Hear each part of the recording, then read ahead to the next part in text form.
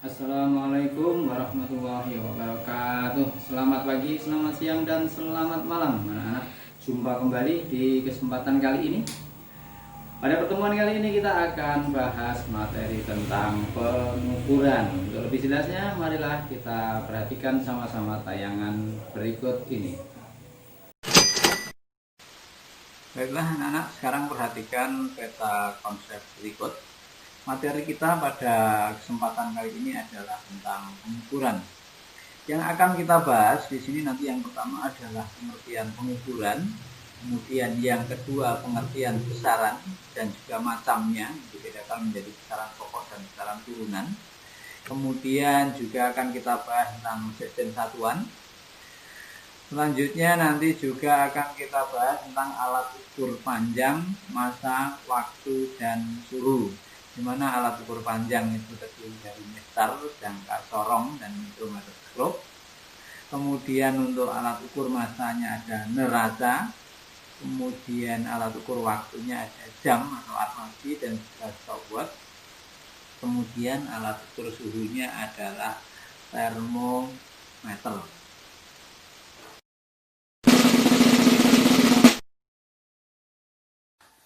Pengertian pengukuran.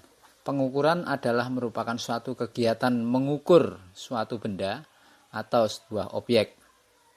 Mengukur adalah kegiatan membandingkan suatu besaran dengan satuan atau membandingkan sebuah benda dengan alat ukur. Tujuan dari pengukuran ini adalah untuk mengetahui ukuran atau nilai dari suatu benda. Contoh dari kegiatan mengukur diantaranya adalah yang pertama, misalnya aja kita mau mengukur panjang meja dengan menggunakan alat ukur pensil. Hasilnya adalah panjang meja sama dengan 5 pensil. Nah, di sini nama besarannya adalah panjang, nilainya adalah 5 dan satuannya adalah pensil. Kemudian contoh yang kedua, misalnya saja kita mengukur panjangnya daun pintu dengan alat ukur meteran. Hasilnya panjang daun pintu sama dengan 2 meter dan di sini nama besarannya adalah panjang, nilainya 2, satuannya meter. Berikutnya adalah pengertian besaran. Besaran adalah sesuatu yang dapat diukur, memiliki nilai atau dapat dinyatakan dengan angka dan memiliki satuan. Contohnya, misalnya kita akan mengukur massa beras ditimbang dengan menggunakan sebuah neraca, hasilnya adalah 4 kg. Di sini nama besarannya adalah massa, nilainya adalah 4 dan satuannya kilogram. Di sini satuan fungsinya adalah sebagai pembanding. Adapun besaran itu sendiri dibedakan menjadi 2 macam. Yang pertama adalah ada besaran pokok, kemudian yang kedua ada besaran turunan. Besaran pokok adalah besaran yang satuannya sudah ditetapkan lebih dulu dan tidak diturunkan dari besaran lain atau besaran yang sudah mempunyai satuan sendiri. Adapun macamnya untuk besaran pokok ada 7 macam. Yang pertama adalah panjang, kemudian yang kedua massa, yang ketiga waktu, yang keempat suhu, yang kelima kuat arus, 6 jumlah zat, dan yang ketujuh adalah intensitas cahaya. Baik, untuk selanjutnya kita ke besaran dan satuan dalam SI. Besaran pokok di depan sudah kita sebutkan ada 7 macam. Yang pertama adalah panjang dengan simbol besarannya adalah L. Nama satuannya adalah meter. Kemudian besaran yang kedua ada massa. Simbol besarannya M kecil. Nama satuannya adalah kilogram. Kemudian besaran pokok berikutnya ada waktu. Simbol satuannya T kecil, nama satuannya sekon. Kemudian besaran pokok berikutnya ada suhu. Simbol besarannya T besar, kemudian nama satuannya Kelvin. Besaran pokok berikutnya ada kuat arus dengan simbol besaran I, nama satuannya ampere.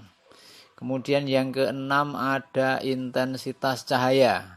Simbol besarannya I besar, nama satuannya kandela. Kemudian besaran pokok yang ketujuh, jumlah molekul zat dengan simbol besaran N besar ya, nama satuannya adalah mol. Demikian untuk 7 macam besaran pokok dengan satuannya menurut sistem internasional.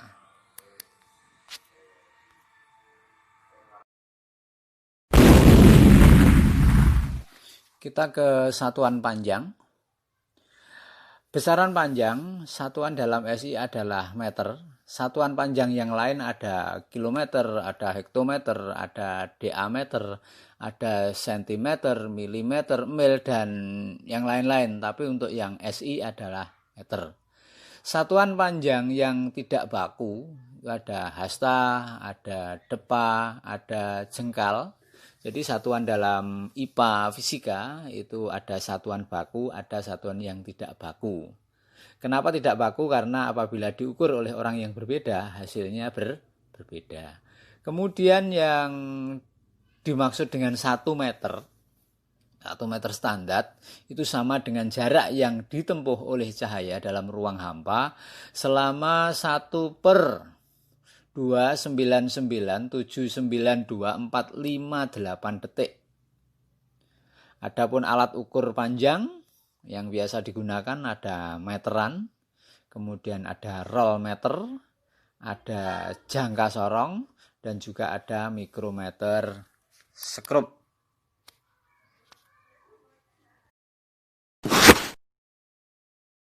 Untuk besaran pokok yang kedua adalah massa. Massa itu sendiri artinya adalah banyaknya zat yang dikandung oleh suatu benda. Massa benda itu selalu sama dimanapun benda itu berada, baik di bumi, di bulan, di manapun benda itu berada, di sini, di sana.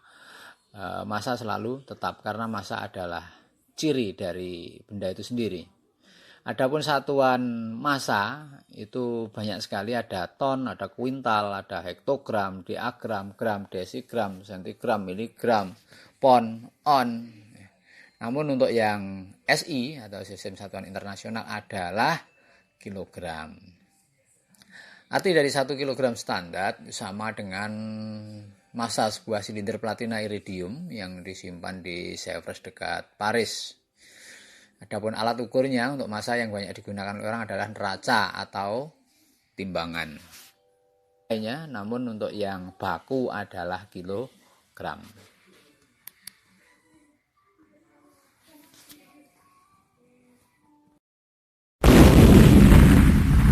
Besaran pokok yang ketiga adalah waktu.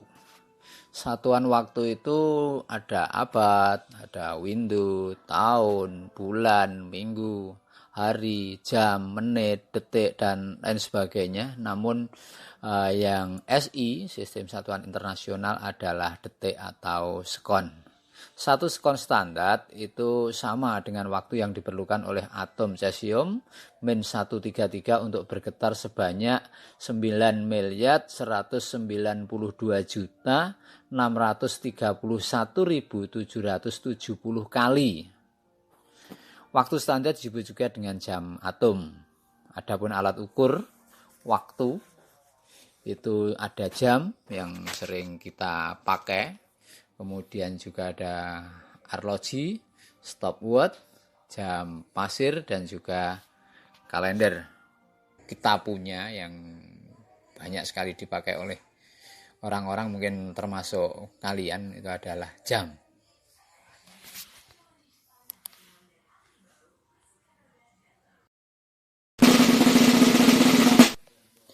Besaran pokok yang keempat adalah suhu. Suhu memiliki satuan internasional Kelvin atau yang disingkat dengan Kapsar. Kelvin dijadikan sebagai satuan standar karena pada skala 0 derajat Kelvin, molekul suatu zat tidak akan bergetar atau berotasi. Konversi derajat Celcius dengan derajat Kelvin adalah 0 derajat Celcius sama dengan 273,5 derajat Kelvin, atau biasanya kalau dalam perhitungan sering dibulatkan menjadi 273 derajat Kelvin. Adapun alat ukur suhu adalah termometer. Kuat arus listrik. Arus listrik adalah banyaknya muatan listrik yang mengalir melalui suatu titik dalam sirkuit listrik tiap satuan waktu. Satuan arus listrik dalam SI adalah ampere, adapun alat ukur arus listrik adalah ampere meter. 1 ampere adalah kuat arus listrik yang dibutuhkan untuk memindahkan muatan listrik 1 kolom selama 1 detik. Besaran pokok yang keenam adalah intensitas cahaya. Intensitas cahaya adalah pancaran radiasi monokromatik dalam suatu arah dari satu sumber cahaya dengan frekuensi 540 kali 10 pangkat 12 Hz yang mempunyai intensitas radian 1/683 watt per radian. Intensitas cahaya memiliki satuan internasional kandela atau yang biasa disingkat CD. Adapun alat ukur itu ada light meter atau look meter, kemudian goniofotometer, spektrofotometer, alat ukur intensitas cahaya ruangan LX90. Besaran pokok yang ketujuh adalah jumlah zat. Jumlah zat memiliki satuan internasional mol. Istilah mol diperkirakan berasal dari kata bahasa Jerman yang artinya molekul. Jumlah zat adalah besaran yang menyatakan jumlah elementer zat, baik berupa molekul, unsur, ion, ataupun senyawa. 1 mol didefinisikan sebagai jumlah zat yang banyaknya sama dengan banyaknya 12 gram atom karbon 12.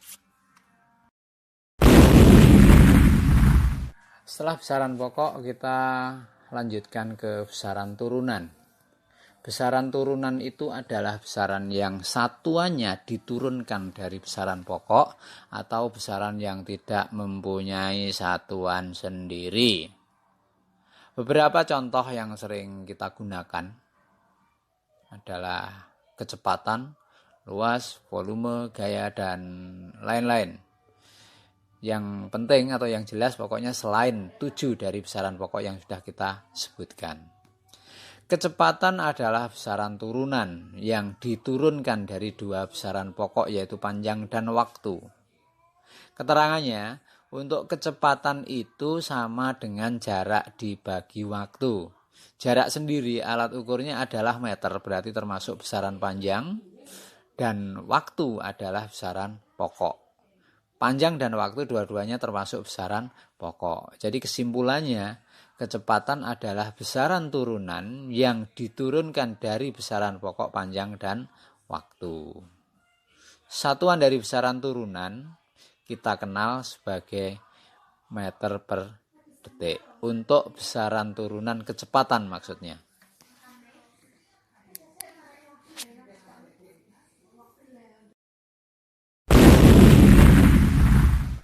Kita ke penggunaan alat ukur panjang. Mistar misalnya. Mistar mempunyai tingkat ketelitian sebesar setengah dari skala terkecil yang dimiliki oleh mistar tersebut, yaitu 0,5 mm atau 0,05 cm.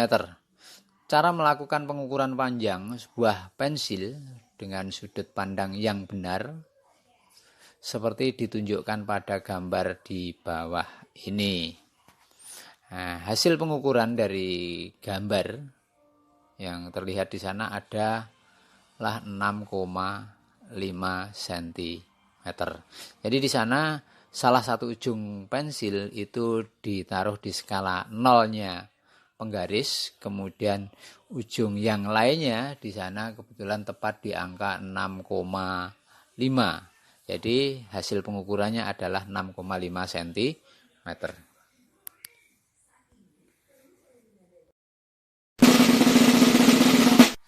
Adapun bagaimana meletakkan posisi mata yang benar pada saat kita membaca skala di sebuah alat ukur. Kita misalkan di sini alat ukurnya penggaris adalah seperti gambar berikut. Masih berada di penggaris kita lihat gambar. Ujung pensil yang runcing itu tepat di angka 0 derajat. Kemudian hasil pengukuran di ujung yang tumpul itu berada di antara 6,4 cm dan 6,5 cm. Sehingga kita memerlukan angka taksiran. Angka pasti dari pengukuran di atas adalah 6,4 cm. Adapun angka taksirannya itu sama dengan setengah kali 0,1 cm atau sama dengan 0,05 cm. Adapun hasil pengukuran itu adalah angka pasti ditambah dengan angka taksiran. Jadi panjang pensil tersebut adalah 6,4 cm ditambah 0,05 cm, hasilnya adalah 6,45 cm. Baiklah, kita ke alat ukur panjang yang lain, yaitu jangka sorong. Jangka sorong juga alat ukur panjang. Di sini digunakan untuk mengukur diameter luar dan diameter dalam sebuah tabung yang berukuran kecil. Selain itu juga bisa digunakan untuk mengukur kedalaman tabung. Adapun bagian-bagian dari jangka sorong seperti yang kalian lihat di gambar. Di sana ada rahang dalam atau rahang atas. Ini digunakan untuk mengukur diameter dalam sebuah tabung. Kemudian di bawah di sana ada rahang luar atau rahang bawah, itu digunakan untuk mengukur diameter luar sebuah tabung. Kemudian di sini ada tombol kayaknya ya. Ini adalah sebuah baut pengunci rahang yang gunanya untuk menahan agar tidak bergeser pada saat membaca hasil pengukuran. Kemudian di tangkainya itu ada skala utama, kemudian di bagian yang kecil ini ada skala nonius. Kemudian di bagian ujung ini ada tangkai. Nah, tangkai kecil ini gunanya untuk mengukur kedalaman tabung.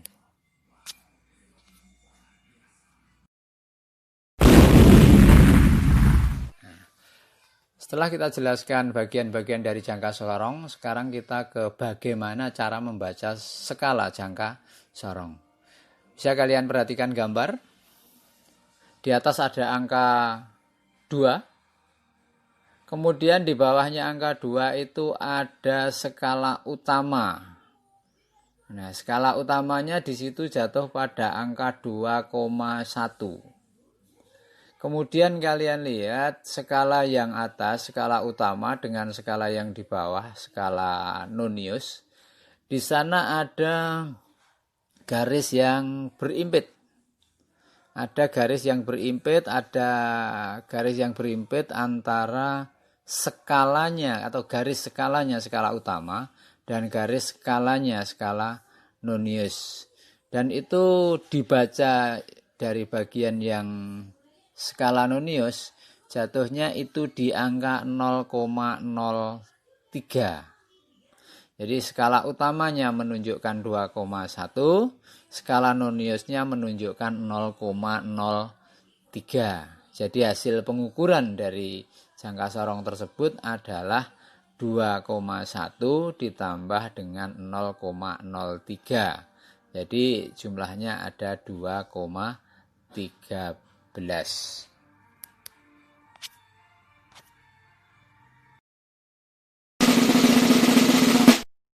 Contoh yang lain untuk hasil pengukuran jangka sorong, bisa dilihat gambar lagi bagi kalian yang belum jelas dari contoh yang pertama. Di atas angka yang terdepan itu ada angka 5. Kemudian kita lihat di bawah garis itu. Ternyata di situ untuk skala utamanya menunjukkan 5,7 cm. Kemudian untuk skala noniusnya Sekali lagi kita cari garis yang berimpit antara garisnya skala utama dan garisnya skala nonius. Dan ternyata di situ jatuhnya di angka 0,05 cm. Jadi hasil pengukuran jangka sorong tersebut adalah skala utama ditambah skala nonius, yaitu 5,7 ditambah dengan 0,05. Jadi hasilnya 5,75 cm.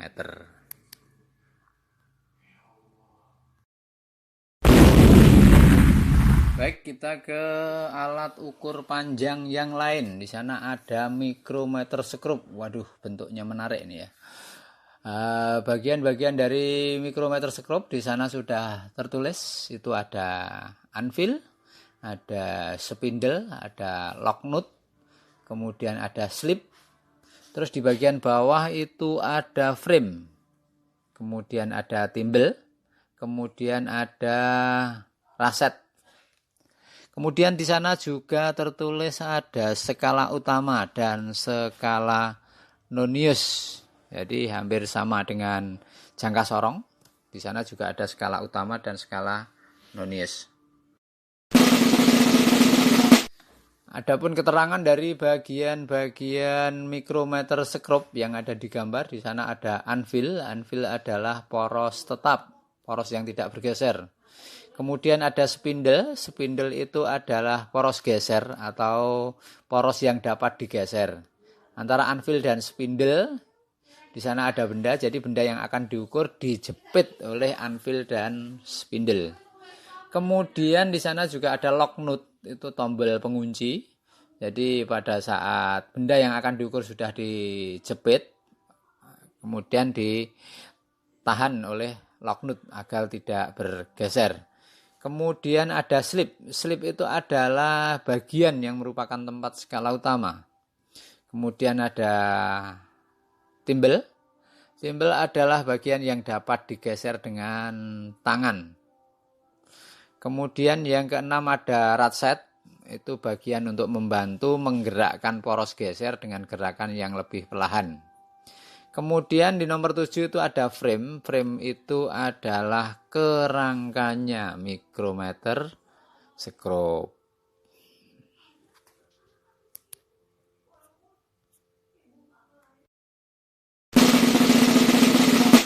Oke, sekarang kita ke cara membaca mikrometer sekrup. Bisa kalian lihat di sana gambarnya. Itu ada gambar 0123 di atas, kemudian di bawahnya ada 0,5, ada 1,5, ada 2,5, ada 3,5. Itu adalah skala utamanya. Dan skala utama di situ menunjukkan angka 3,5 mm. Kemudian di angka yang berjajar ke atas, di sana ada 15, ada 20, ada 25. Itu adalah skala nonius. Kemudian yang kita lingkari di sana adalah angka 20 yang lurus dengan porosnya skala utama. Artinya di sini skala noniusnya menunjukkan angka 0,2. Jadi hasil pengukurannya adalah sama dengan di jangka sorong, adalah skala utama ditambah dengan skala nonius. Jadi 3,5 mm ditambah dengan 0,2 mm hasilnya 3,7 mm.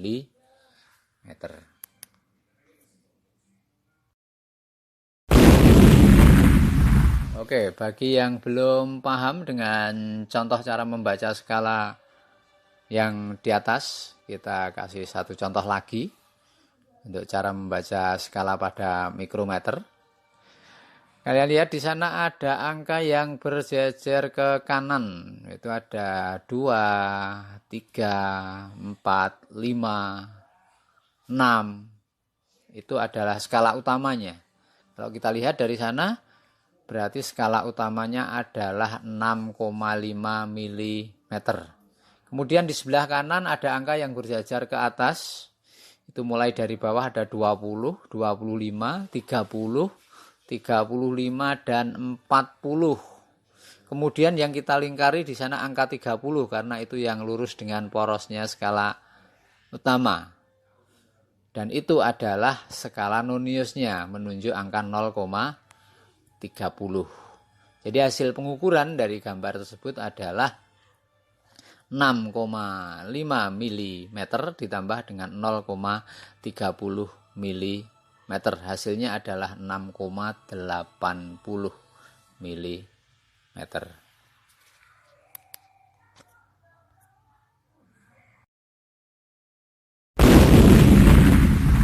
Kemudian kita beralih pada alat-alat ukur massa. Alat ukur massa adalah neraca. Neraca itu ada bermacam-macam, ada neraca sama lengan. Ini biasanya banyak digunakan untuk nimbang emas. Kemudian ada neraca analog. Kemudian juga ada neraca lengan gantung. Ini biasanya di pasar-pasar digunakan oleh para pedagang untuk menimbang barang. Kemudian ada neraca Ohaus. Ini biasanya ada di laboratorium. Kemudian neraca pegas, ini juga ada di laboratorium. Kemudian neraca digital, ini juga banyak terdapat di laboratorium untuk kegiatan-kegiatan penelitian karena hasilnya lebih teliti dibandingkan neraca-neraca yang tidak digital.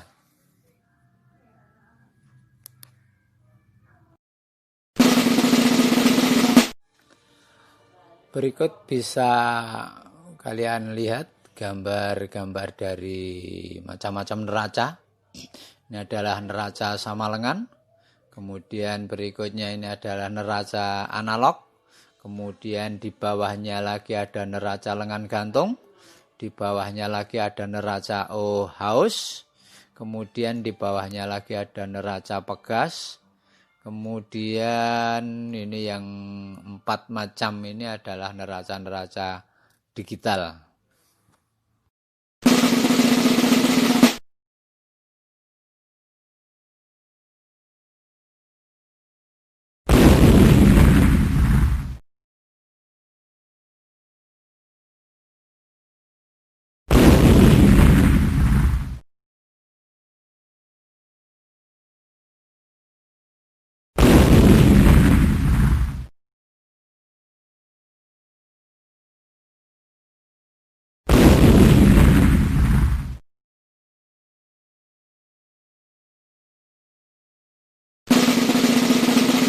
Kemudian kita ke alat ukur waktu. Nah, di sini ada beberapa macam alat ukur waktu. Di sini ada jam atau arloji yang manual, kemudian ada kalender, kemudian juga ada stopwatch, kemudian ada jam digital, kemudian ada jam pasir. Ini adalah alat-alat untuk mengukur waktu.